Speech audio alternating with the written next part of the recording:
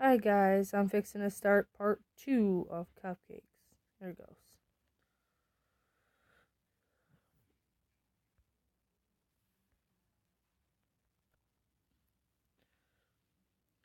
Oh no! Dash reeled in horror at the image presented to her.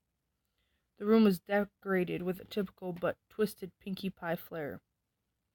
Colorful streamers of dried entrails fluttered around on the ceiling. Brightly painted skulls of all sizes were attached to the walls, and organs done up in pastels filled with helium were tied to the backs of chairs. The tables and chairs were made of bones and the preserved flesh of past ponies. Dash cringed upon seeing the centerpiece of the table nearest to her. The heads of 4 foals, their eyes closed as if they were sleeping, were wearing party hats made from their own skin. With a thrill of terror, Dash recognized one of them as Apple Bloom's classmate, Twist.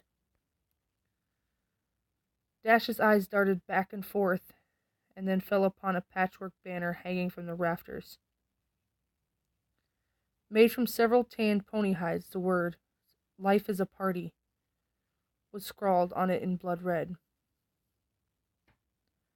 Dash's attention was brought back by a party horn unfurling and tickling her nose. She gaped at Pinkie Pie, who was standing right in front of her. The party pony was wearing a dress quilted from dried skin, emblazoned with cutie marks. On her back fluttered 6 Pegasus wings, all of different colors. As the Earth Pony skipped in excitement, her necklace of severed unicorn horns clacked together loudly. Like it? Pinkie asked. I made it myself. Desperately, Dash pleaded with the smiling pony before her. Pinkie, please. I'm sorry if I did anything to you. I didn't mean it. Please let me go. I promise I won't tell anybody. Oh, Dash, you didn't do anything. It's just that your number came up. And, well, I don't make rules. We can't turn back now. Dash was tearing up. How could this be happening? Don't be sad, Dash, said Pinkie. Look, this is such a yap. I bought you a friend. Seemingly out of nowhere, Pinkie produced a brightly painted blue and yellow skull. It was about pony-sized, but it had a very defining feature, a beak. Dash gaped in shock. Is that...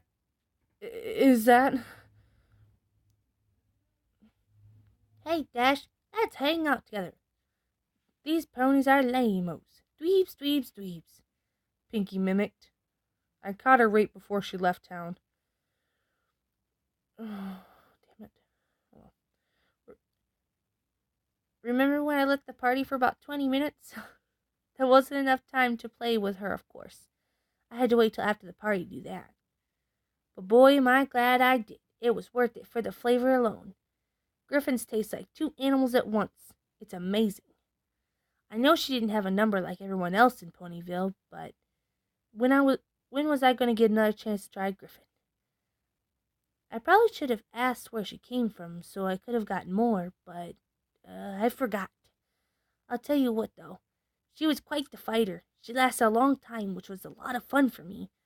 I got the chance to play with somebody other than a pony and try new things. It's too bad she had such a meanie mouth. She said so much bad stuff. I just had to take her tongue out. You know, bad languages makes bad feelings, Rainbow Dash. Dash didn't have anything to say. She just bonds. Well, said Pinkie with an air of finality.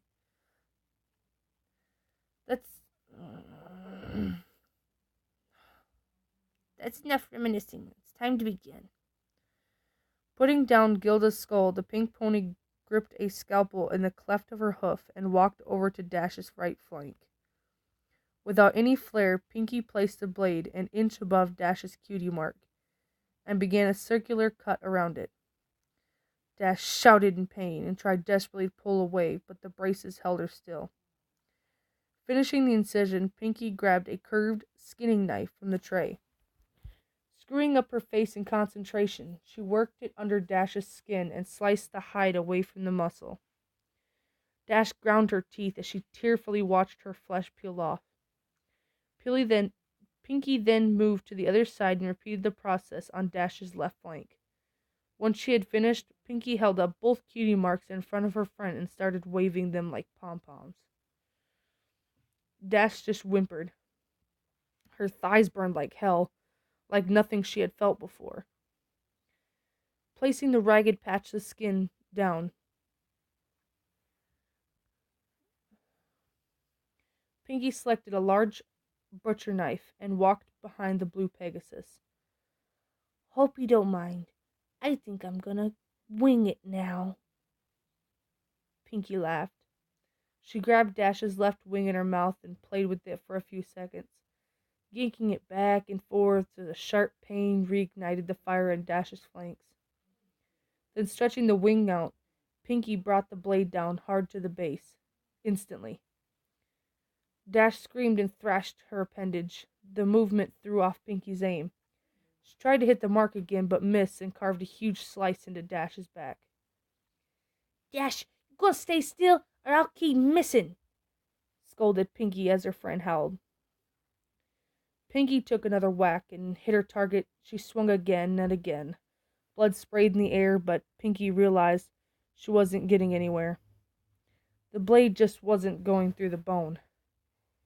I guess I forgot to sharpen it. I'll try something else, stated Pinky matter-of-factly. She tossed the knife over her shoulder.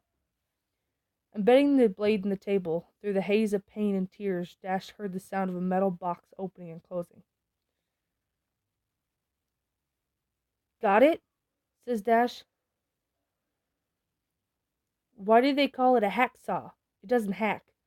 Hacking is what I was doing with the knife. This is a saw. I don't get it. Whatever. Pinky placed the tool over the mangled flesh of the last attempt. Standing on her hind legs, she worked the saw back and forth with her front hooves. It sliced effortlessly through the bone and skin. The feeling of the jagged teeth grinding into her made Dash want to vomit. She watched numbly as her wing flew over her head and landed with a fluff on the table. Pinky moved to the next wing and started sawing. Dash didn't struggle this time. She'd given up trying to fight and focused on choking back screams of agony. Abruptly, the saw paused. Pinky was only halfway done through the wing, hanging off by a sliver. Hey, Dash, Pinky piped up. Think fast. Suddenly, Pinky yanked the wing as hard as she could. The bone snapped, but the blue pony skin held, then tore away. The pull ripped away a long strip of flesh all the way down Dash's back to her rump. Her body seized at the unexpected trauma. As her pelvis tensed up, Dash felt a warm release between her legs, and her loud, unending melody of pain filled the room. Unable to catch her breath, she blacked out. Dash awoke with a gasp. The stench of her urine filled her mucus-caked nostrils. As her vision swam into focus, she saw a very pouty Pinkie Pie removing a large adrenaline needle from her chest. Stomping her hooves, the frustrated Pinkie lashed out at her helpless victim. Didn't anybody teach you any manners? It's very rude to fall asleep when somebody invites you over to spend time with them. How would you like it if I came over to your house and went to sleep? Oh, I'm sorry, Dash. You're so bored. I think I'll take a nap. You think I like always doing this by myself? I told you how excited I got when I found you were next. I was excited to have a friend be here with me while I worked, but no! You gotta be inconsiderate. You know, I thought you were tough. I thought you could handle anything. I've had foes stand up better than you. Do I have to baby you? Huh? Is that how you want me to remember you? As a baby? As Pinkie stopped to catch her breath, Dash blinked and sobbed softly. Her back was in agony, her sides were on fire, and there was an intense pain in one of her legs. As she blinked again, she saw Pinky pop something red into her mouth and began to chew. Noticing Dash's stare, Pinky quickly gulped the morsel down. What? Pinky asked. Oh, this?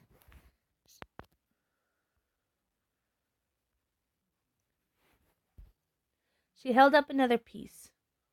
Well, while you were asleep, I got a little impatient and helped myself to a small sample. I got it from your leg. You're not bad. Want to try some? Without waiting for a response, Pinky shoved the strip of meat into the revolted Pegasus's pony's mouth. Dash gagged and immediately spit it out. Pinky frowned and picked up the chunk of flesh. If you didn't want it, you could have said no. She contemplated the discarded snotty morsel, then gulped it up. It's not like you haven't had my cupcakes before. Swallowing, Pinky turned her attention to a small can on the tray. She removed the lid, revealing that it was filled with red-hot coals. Lying on top of the coals were several large nails. As the adrenaline filled her veins, Dash began to panic. Picking up the can, Pinky walked over to Dash's left, holding some tongs with her mouth. Pinky carefully picked up a nail and positioned it at the stem between her victim's front leg and hoof. She then grabbed a hammer and took careful aim. "No, Pinky!" Dash screamed. "No! No!" The hammer came down and the nail punctured Dash's skin. The white-hot burning was too much. Dash screamed as she pulled and thrashed at the braces, causing her raw skin to rub and tear.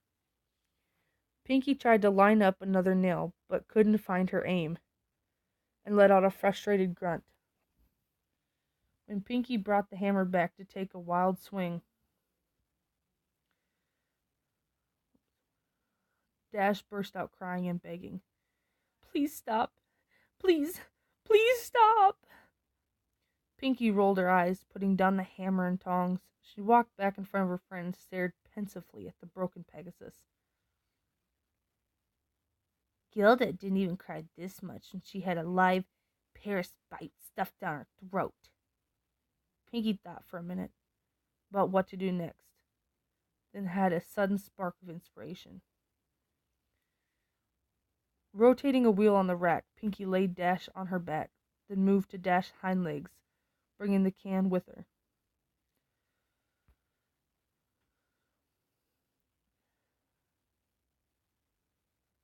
Picking up her tools, Pinky drove a searing hot spike of metal directly into the bottom of Dash's hoof. As Dash yelled in pain, Pinky moved around and drove a second nail into the other hoof.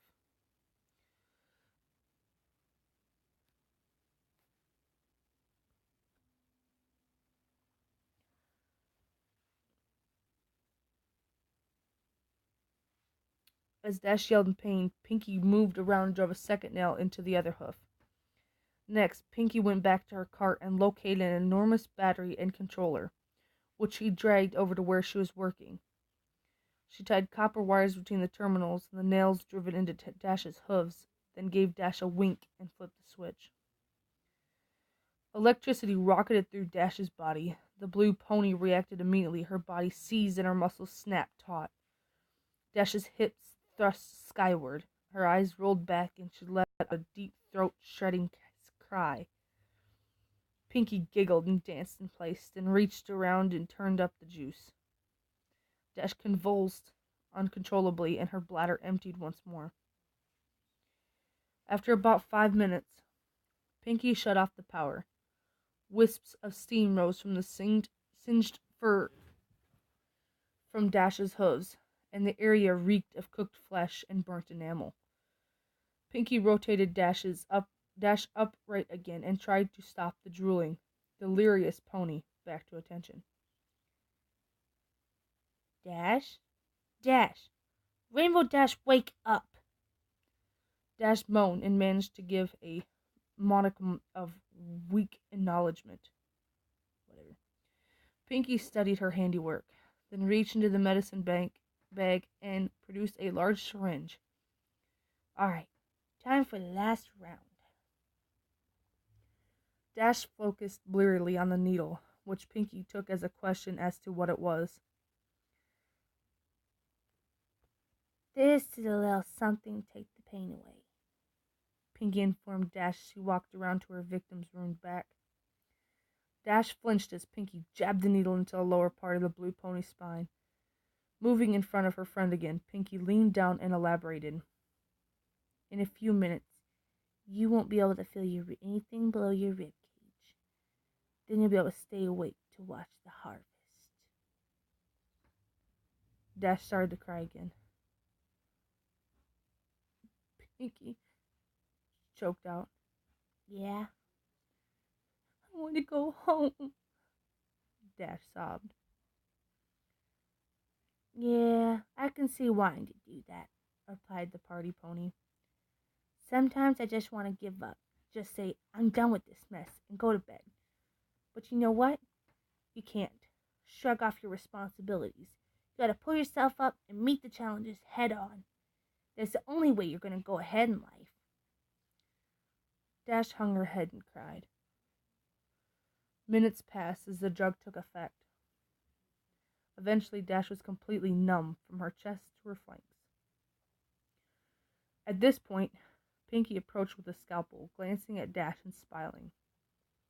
Pinky made a long horizontal cut across the Pegasus's pony's pelvis, just above her crotch. Moving up Dash's body, Pinky made a similar incision under her ribs. Finally, Pinky made a long vertical cut down Dash's stomach, connecting the first two. Looks like I got my eye on you, Dash. Pinky giggled. With a moist, gooey sound, the flaps of skin opened.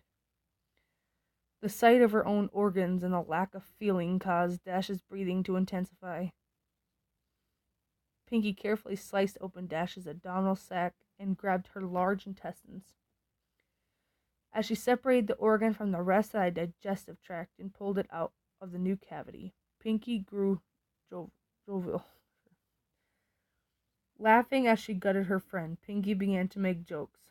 Dash, growing weaker from this new source of blood loss, tried desperately to shut out the macabre comedy act. Look at me, I'm ready, Pinky laughed, slinging the intestinal tube around her neck and spraying blood in all directions. Isn't my scarf so pretty? Reaching back inside, she sliced the smaller intestine off the bowels, squeezing out the excess excrement.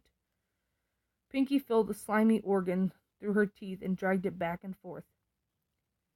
Dentist say you gotta floss every day, Dash. Dash was barely aware of what was going on anymore.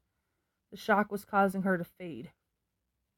Disappointed, Pinky dived back into the blue pony's guts, ramping up her routine. Don't go yet, Dash, Pinky started, pulling out the rest of Dash's organs, pausing with each removal. I know I can be a real pancreas, but, I'm just kidney with you. You really gotta learn to liver up. Boy, these jokes are getting bladder. Guess you gotta develop a stomach for them.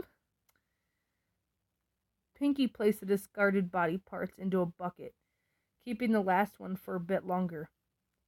Ew, bagpipes, she said, placing the end of Dash's esophagus in her mouth and the stomach in her armpit. She squeezed and a spurt of acid hit her tongue. Ew! Oh, hey, look, there's your cupcake, Dash. Dash didn't hear her tormentor. She had slipped from consciousness minutes ago. Pinky, not yet satisfied, hit Dash with another adrenaline shot. Dash woke up for the last time, her heart pounding. Warm blood flowed out from the wound in her chest in great spurts. It wouldn't be long now. Pinky brought Dash around onto her back again and straddled the blue pony's chest, scalpel at the ready. Rainbow Dash, I'm disappointed. I thought you would have lasted longer. I really wanted to spend more time with you before we got here, but I guess it's my fault. I should have taken it a little slower. Oh well, it was really nice knowing you, Dash. The blade sunk into the blue throat and worked its way up to Dash's chin. Coming back down, Pinky's scalpel then circled Dash's neck. The last thing Rainbow Dash felt was her skin being cut away from her skull and the metal of the blade scraping her teeth. Then she was gone. Pinkie Pie stared into the mirror. She had done a really good job, even keeping the eyelids. She winked, and Dash winked back. Pinkie smiled. But still, she was sad that her friend was now gone. Dash had only lasted 50 minutes, not nearly as long as Pinkie had wanted. She looked back at the cadaver hanging in the center of the room, the last of her friend's fluids draining into a pan. Yup. No more Rainbow Dash. As she looked, Pinkie cocked her head. She began to take notice of the fact that there really wasn't much damage to the corpse. In fact, the pony mused, I think an idea exploded in her head. She was good at sewing, and she had all the pieces, and she had to do was put them back together. Yeah, she just had to get some stuffing, and bingo, she'd have Rainbow Dash forever. In fact, thought Pinkie, that's what she'd do for all her best friends when their numbers came up. She was so excited. She skipped right over to the body with her Skinner to get started. The cupcakes could wait. Pinkie Pie had a friend to make.